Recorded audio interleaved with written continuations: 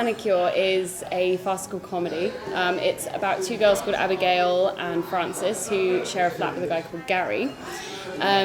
Gary is a little bit strange, but the girls seem to make up a lot of their own ideas about him and their own paranoias about him and jump to a few conclusions which influence them to do some very crazy things. The relationship with Abigail and Frances, it's a harmonious one, but at the same time they're very different. They both have very different ideas of what makes a good life and what they should be doing in life. So I think very much like sisters and very much like close friends, you want the best for your friends, but sometimes they can really, really annoy you. So they can be a little bit spiteful with each other, but they do care. They do love each other. Pray, tell me, how did you spend your 3 years at university? You know full well I did psychology. Psychology? The good it did you. I mean, the time that idiot Arnold Blessing asked to come here for a cup of coffee and a game of Scrabble, even I knew he didn't like coffee and he couldn't spell his own name. But oh no, for all your worldly experience in psychology, hadn't dawned on you. All that greasy toe rag wanted was a naked roll on the rug. You don't know what you're talking about, And okay? what have you done since? Since? You're leaving university. I've been biding my time, waiting for the right position of employment to arise. Hasn't it ever occurred to you that after 4 years of waiting, that position does not exist? I mean, how long are you prepared to wait? I am not unhappy in the situation as it stands, okay? I am forever optimistic. Would you like a cup of tea? Chamomile, please. Oh, we're out. I'll have a normal then.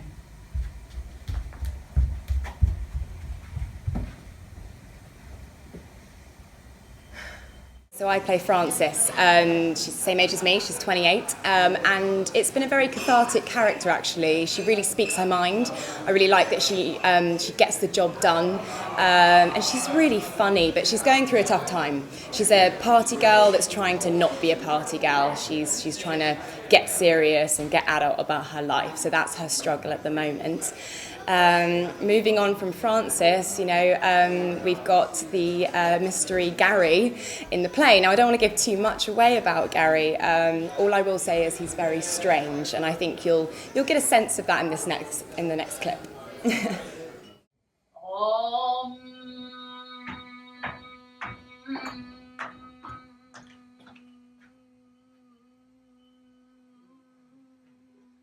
What are you doing?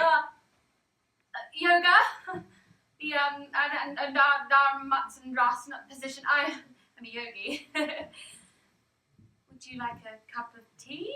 No. It's very good for you. Yoga, that is, helps mind control. Control? No, I hate that word. No. Entailing the attempt to live positively through the virtues of simple cleanliness and honesty to self, as well as goodwill towards all men. That which it is positively directed a yogi should avoid are lying, stealing, greed, killing, or any forms of excess. The ability to withdraw and lose contact with the outside world is a fascinating experience. When you live in Peckham, you need to believe in something. I borrowed this saw. What? It's a very big one. Well, it has to be.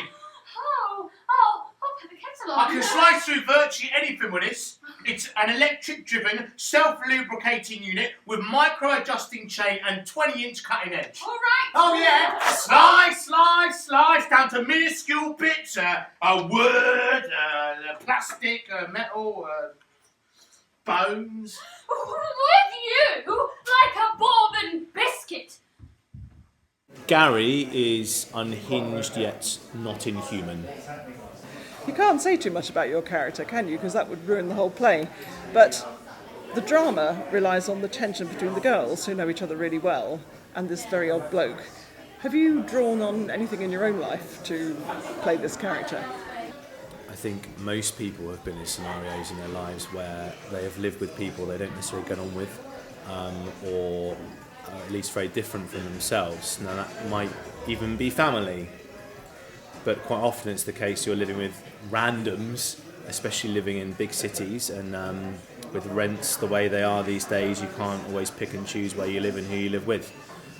So it's interesting to have these three people thrown together in the same space. Now the two girls know each other very well, and we've established a lot of their history together. They're not necessarily similar in personality-wise, in their personalities, but they clash, but they're very good friends, and they have been for a long time, enter this strange new energy in Gary, and that's where the farce comes from.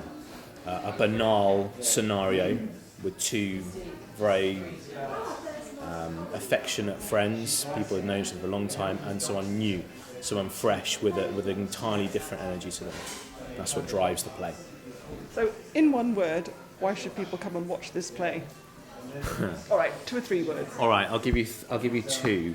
The 1990s, which I'm going to count as one word, and everyone loves a bit of nostalgia. And the second word would be fun.